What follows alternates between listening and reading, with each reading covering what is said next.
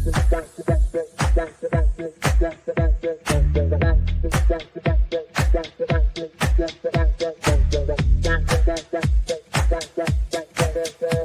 Connections Radio presents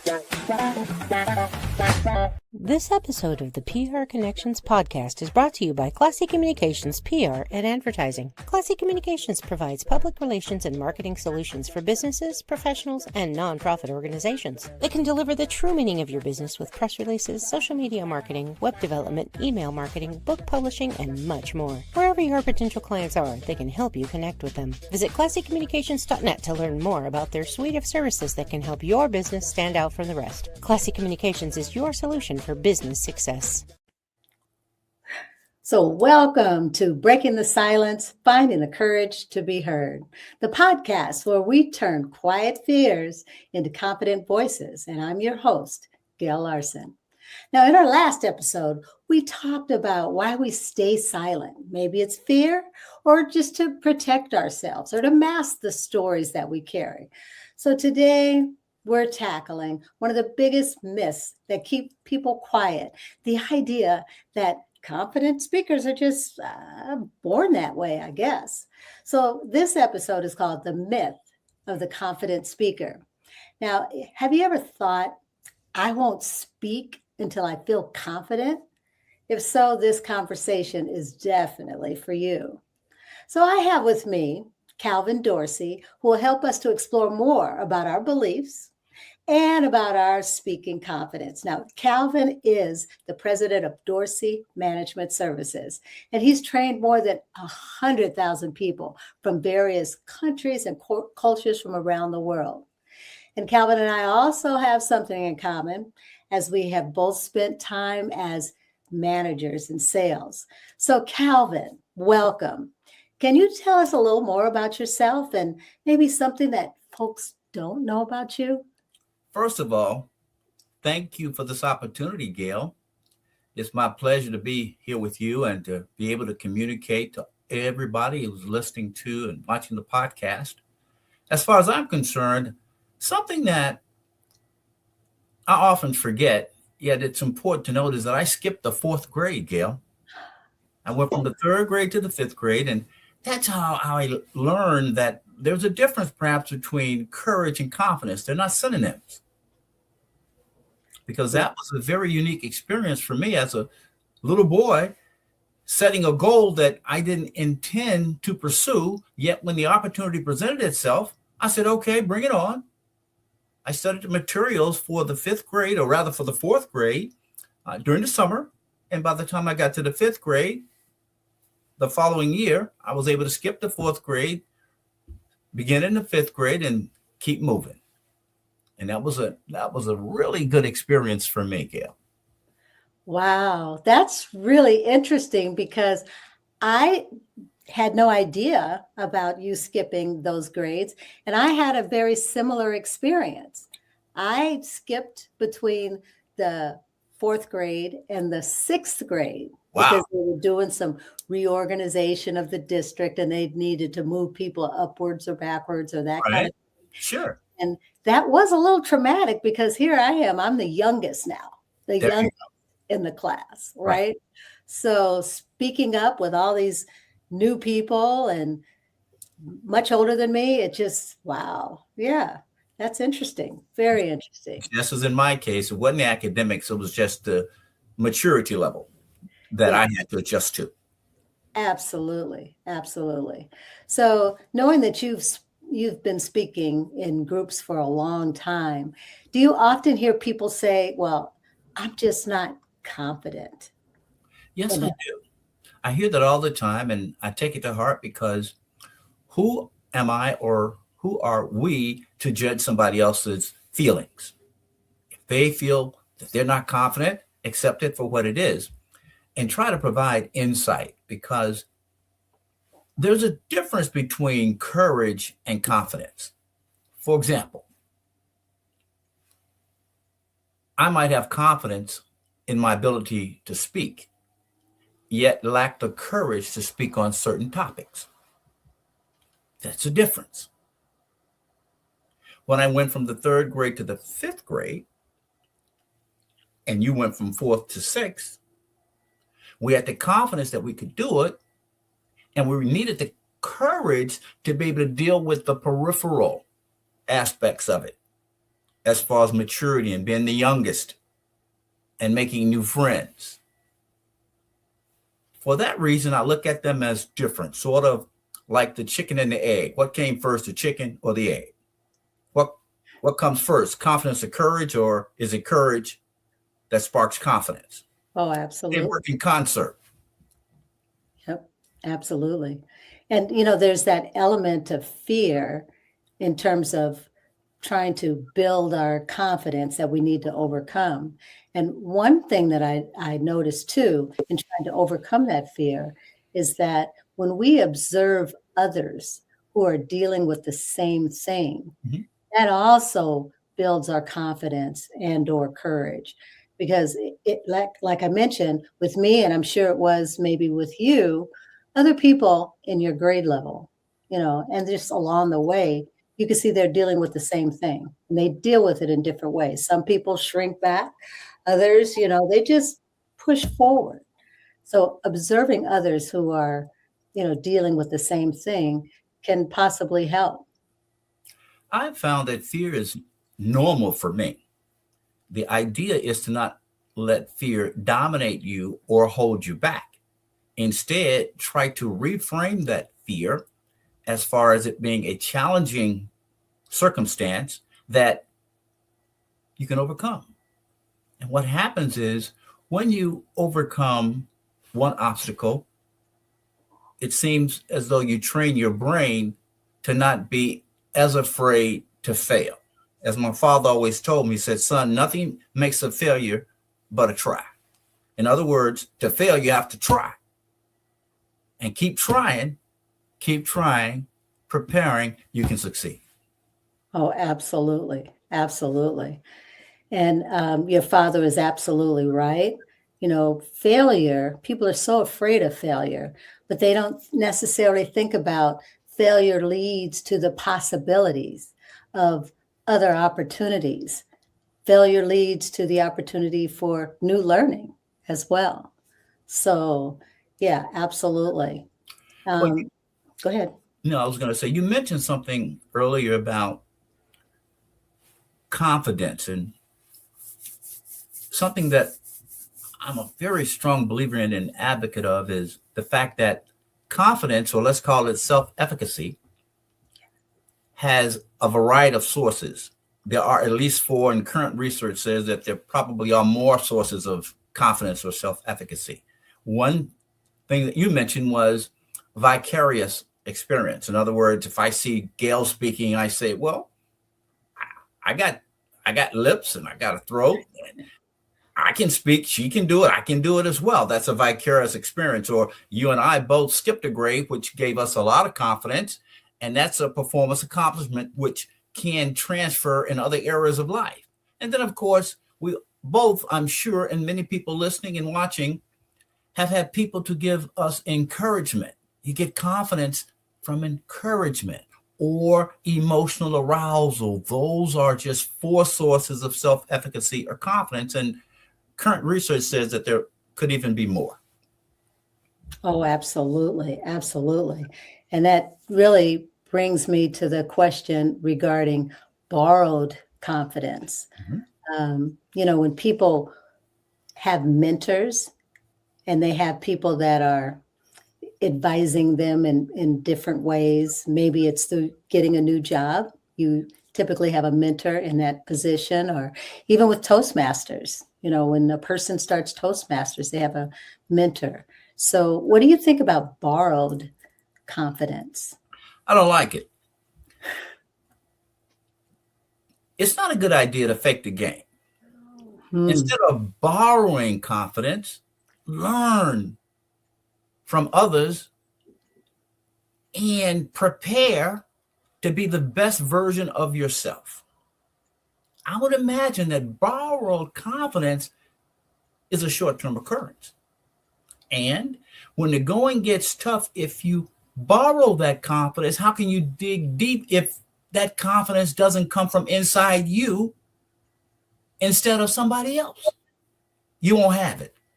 Instead of borrowing that confidence, learn from it, be willing to do the work, and make that confidence your own. That's my perspective, Gail. Well, I like that. I didn't even think about it in that way. Borrowed confidence. When someone shows up with borrowed confidence, like you say, they're not authentic. Exactly. And if you're not being your authentic self, then people will recognize that right away. And not only that, think of it this way. A lot of times when I speak, I know what I want to say. However, sometimes I don't develop the way that I'm going to say it until I get involved in the speech and interact with the audience. If you borrow that confidence, how can you learn the tricks of the trade in terms of being able to let it flow? Because you don't have it inside of you to flow. You got your confidence from somebody else. And my point is, as you repeat your actions, your practice, your points, if you are authentic, you allow your total being to be a part of your presentation, which means you got a whole team working with you to help you to improve. Absolutely. I've found that many people can do something good one time. What's the saying? A broken clock is right at least once or twice a day. Yep, that's However, right. to repeat excellence requires preparation and a willingness to fail, a willingness to get better. Everybody out there, failure is good. Keep going. That's the truth. That's the truth. And as we go day by day, there's going to be some point in which what we thought we were going to accomplish just goes haywire. Right. So Yes. accept it. Now, Calvin, you and I are part of the same Toastmasters club. And very often from week to week, we have guests that come in. They're exploring our Storytellers Club. And when you think about the different levels of speaking ability within our club, did that play a part in the presentation, the training that you did for us a couple of weeks ago, and how you prepared your presentation? Absolutely. Tell us a little bit about that. It's important to tailor your presentation to your audience. In other words, if you're just trying to impress yourself with how much you know, that's not good. That's bad. That's real bad. Instead, look at your audience and make sure that you're communicating in language that they're ready to receive. Should you challenge them? Absolutely. Challenge them where they are rather than where you want them to be. I've found that if you walk with me, I can help you more. Not behind me, not in front of me. Walk with me, and we'll do this together. And that's the point I like to make when I make a presentation. And that's the point that I attempted to make in the presentation that you referred to. Let's walk together. I was vulnerable. I admit it. I'm nervous sometimes. Let's walk together and overcome those fears that we might have. Because if you've had that fear, I probably had it myself. Yeah, that's so important. And, being on that training with you and with everyone else, I was looking around thinking about that same thing. And everyone, regardless of if they were new members, if they were guests, if they were really experienced speakers, they were all engaged in everything that you were presenting, and they were interactive and participatory. Everyone was. And, the credit I give to you because you did exactly that. You invited them to walk with you. And it's just great advice, even for me. I have some engagements that are coming up, whereas I know that there's going to be a lot of different personalities, but engaging with them in the beginning and finding out where they are, asking their questions about what they want to hear just helps me to be a better trainer, a better presenter, for sure. Absolutely, Gail. And the best time to answer a question is before it's ever asked. When you prepare your presentation and while you're giving your presentation, there is something that you have to have for everybody. For example, there's some people who want to know statistics and research. Refer to a statistic early on without citing too many, because that's boring and certainly not memorable. However, for those who want to know who is this man and what is he talking about, let them know I'm Calvin Dorsey and this is what I'm talking about. And here's why we're talking about it. Put something in there for everybody that you can determine is in your audience. Feed them. Yep, that's absolutely right. And you mentioned something about statistics not being memorable. And sometimes when we are speaking, especially in our professional lives, and there's a lot of data involved in statistics, there are ways to make what we're trying to present more memorable. And do you want to address that? Absolutely. In your introduction of me, you said he's trained more than 100,000 people from around the world. He's trained as many people that can fit into the Las Vegas radius, Allegiant Field. Gee. That's another way to say it. Exactly. Oh, yeah, absolutely. And, you did something today that it didn't surprise me, but it was just memorable for me. And that's the fact that it's contest season in the Toastmasters world. Mm-hmm. And then I received the email from you that was actually helping contestants and used, mnemonics, or I don't want to say mnemonics. It was acronyms. Mm-hmm. Maybe you could talk a little bit about that, because that was fantastic. Well, acronyms are important. Rather than cite that research, let's talk about how an individual can develop his or her own acronyms, which help you to remember your speech. Let's say if you want to make 3 points and in your mind you talk about ICE. As a speaker, you want to have an integrity, you want to have competence, and you want to have empathy. ICE. Those are the 3 points that I'm going to make in my speech. Create your own acronym. That's memorable for you. It's a little cheat code. And it's also memorable for your audience because ICE. Now, ICE isn't very popular today in the broader community. And you could maybe even I wouldn't say necessarily make a joke, but you could. If you use ICE, that would get everybody's attention right up front in your speech. However, it's important to be aware of political landmines. Exactly. When you make your speech to your audience. I usually avoid all of them. I'm not a joke teller. I avoid jokes. I always say I look funny, which means that's funny enough. I'll do it that way. I maybe move funny. I stay away from the jokes and the political type commentary. Yep, so true. And misogynist things as well. That's not good. Oh, exactly. I want women mad at me. I don't want that. That's not good. Nope. Mm-hmm.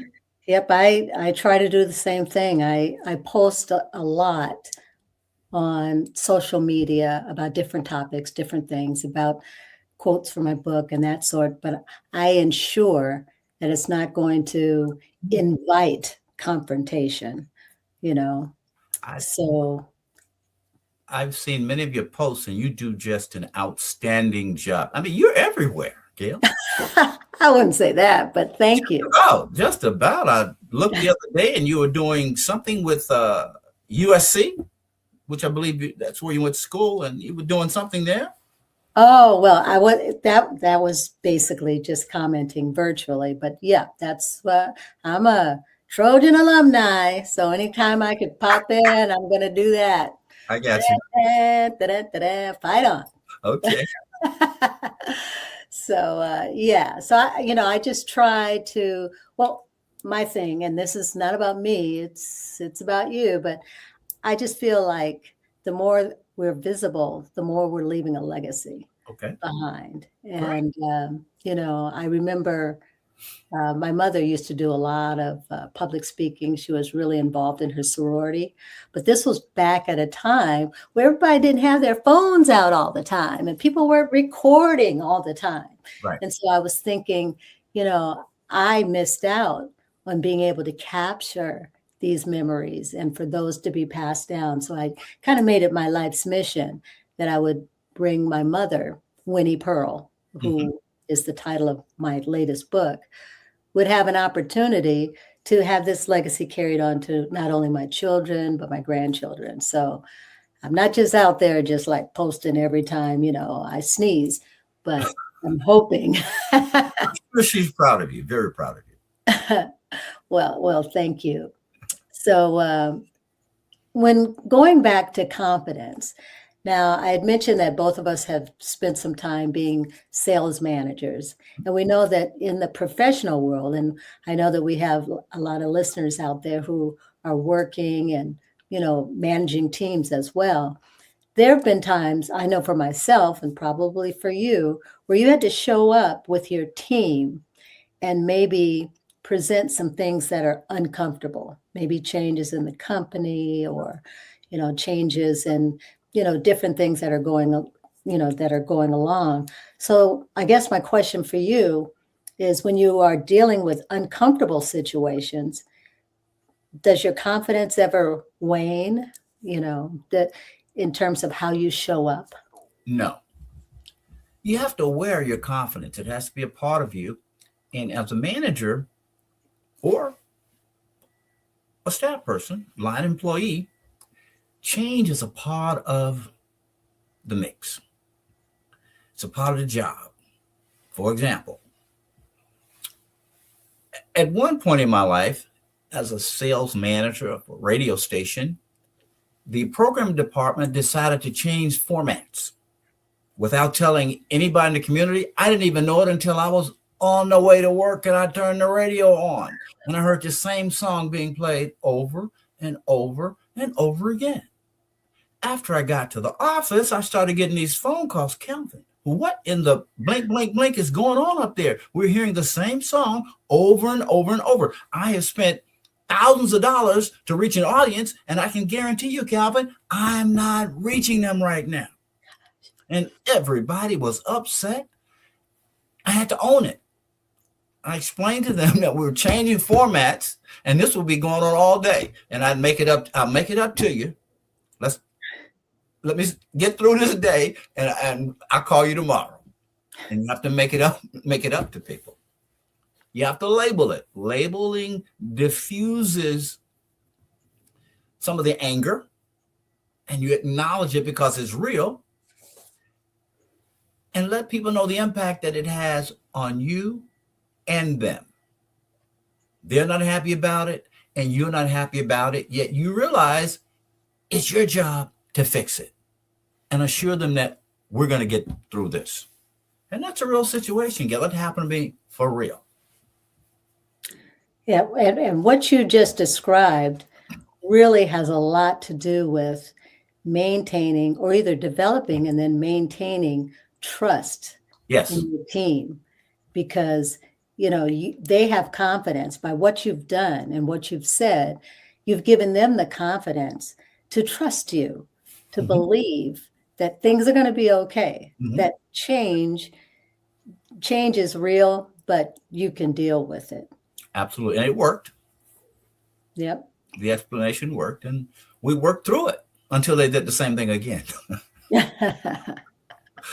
Well, that's one thing that when we're dealing with change, one of the things that I talk about is the fact that as managers or as leaders or as, part of a household, you always have to do something that's called weaving the whys of critical facts and details. So we could we could stand up there as managers and say, this is what's happening, just deal with it. But, in the back of, everyone's mind is, well, why? Why is this happening? Like you said, why? And we have to be able to, get to the bottom of listening to their concerns. Absolutely. And then explaining those whys as well. Yes. Yeah. So it makes me think about, change. People are so afraid of change. It makes us, fear failure, like we talked about earlier. And of course, change makes us fear the unknown, And so a lot of times when we go into speaking situations, fear of the unknown plays a part because we don't know how our audience is going to respond. Yes. And it also depends on your personality. And one aspect that I like to point out is that some people have what we call an internal locus of control, which means that those people feel that whatever the environment is, they'll figure out how to deal with it. There are other people who have an external locus of control, which means that they feel that their environment has a lot to do with what they can achieve. And there might be some truth to that. It's just that with an internal locus of control, you can embrace change more readily. For example,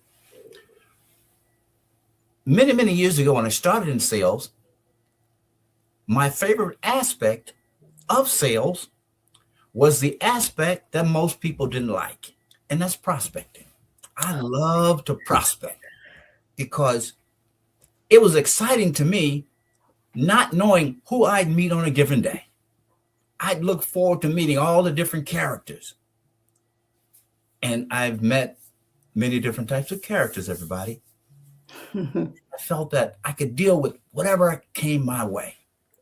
And it helped me with that internal locus of control and embracing change. Oh, absolutely. You hit the nail on the head about prospecting. For some people who maybe they don't have the confidence or trying to develop the confidence of speaking to people that they haven't spoken before, then they might be intimidated.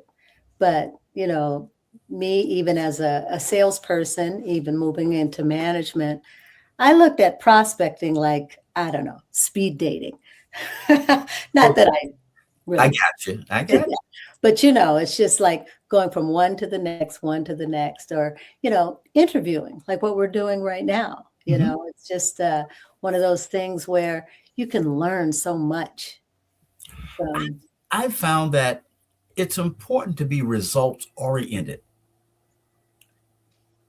in the tasks that you are performing, the projects that you're undertaking, speaking, or anything that you're doing. Focus on the result.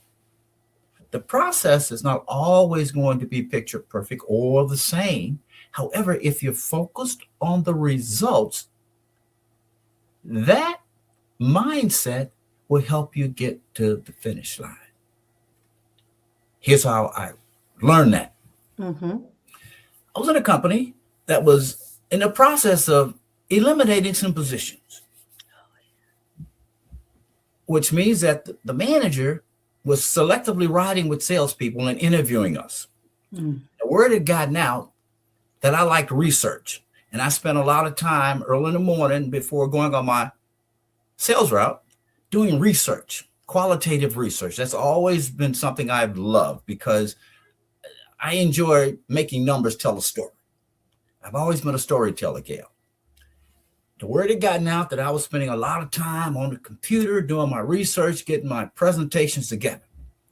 During my time with the station manager, he tried to set me up. He said, Calvin, is it more important what do you like most about sales? Making wonderful presentations? Blah, blah, blah.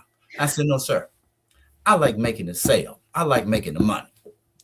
And he was like, oh, okay. I said, yeah, the bottom line is not how pretty it sounds or how much you know. It's who buys from you. That's why I'm here. The guy's name was Bob. Bob? Yep. I blew Bob's mind. Yep. Go get the man. That's being prepared. That's for sure. Mm-hmm. And whether you like research and doing all of that in terms of being the best salesperson, you also knew how to appeal to Bob Yes. in terms of what he's looking for. What do you So, want to hear? Absolutely. yeah, what he needed to hear, especially when it comes to sales. And we all know when it comes to sales, the bottom line is The a only profit. line. That's right, the only line. Yeah, and the other thing too, you made me think about is the fact that we really have to maintain control of the result or the outcome, but that outcome has got to be realistic.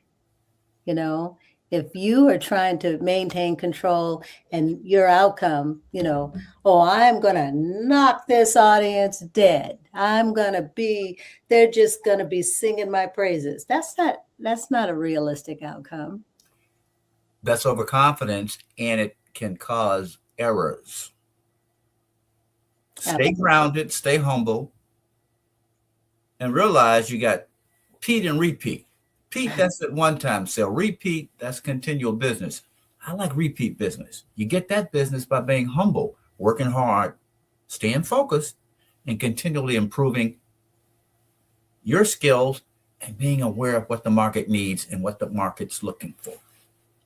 Absolutely. That is profound. And whether in your professional life or in your personal life, it works for sure. Now, going back to our topic about the myth of the confident speaker, as we are getting closer to our close, what would you say to someone who is waiting to feel confident before they use their voice? Why wait? The best time to act is right now. Take that first step. I found in many things that I've done up to this point in my life, the hardest part is taking that first step. Take the first step. The water's just fine. Yep, that's right. And after that first step, then the next step might be just a little easier. Keep going. That's right. And persistence. I cannot tell you the number of times it's been at the end of the day and I hadn't made any sales and I was trying to decide, am I going to make one more call? It's amazing how you can be successful by just making one more call. That's right. It builds strength. Well, and something else. Little prospects can become big prospects. Many years ago, I had an opportunity to meet a man who owned a little retail store about as big as the room that I'm in. And he had sent out inquiries around the marketplace to meet with salespeople. And he had said, Calvin, you're the only salesperson who's trying to help me. I only got $1,000, $1,500, and you're working with me like I'm a big business person. I said, well, yes, sir, that $1,500 is important. I'm going to make sure that $1,500 works as hard for you as $100,000. This is what I can do for you. Gail, about 5 years later, that guy was the CEO of a huge company. see, you never know. And who did he call? That's right, Calvin. I handle the business. That's absolutely right. Everyone is important, even if you don't realize at the time to what extent. Just treat everyone with respect. Absolutely. Yes. So, Calvin, I really want to thank you for your candid conversation about confidence. Did you get the alliteration? That's another way to make your speech memorable. But I really want to thank you for being here. I always enjoy being in your company because, I learn so much from you all the time. And to our listeners, if this episode really resonates with you and you think that sometimes your confidence might escape you, just think there's always ways, like Calvin shared, to capture it back. So this has been Breaking the Silence, finding the courage to be heard. And until next time, speak confidently and courageously. Thank you, Calvin. Thank you. PR Connections Radio thanks you for watching this podcast. Check out more episodes of this show and our others at prconnectionsradio.com.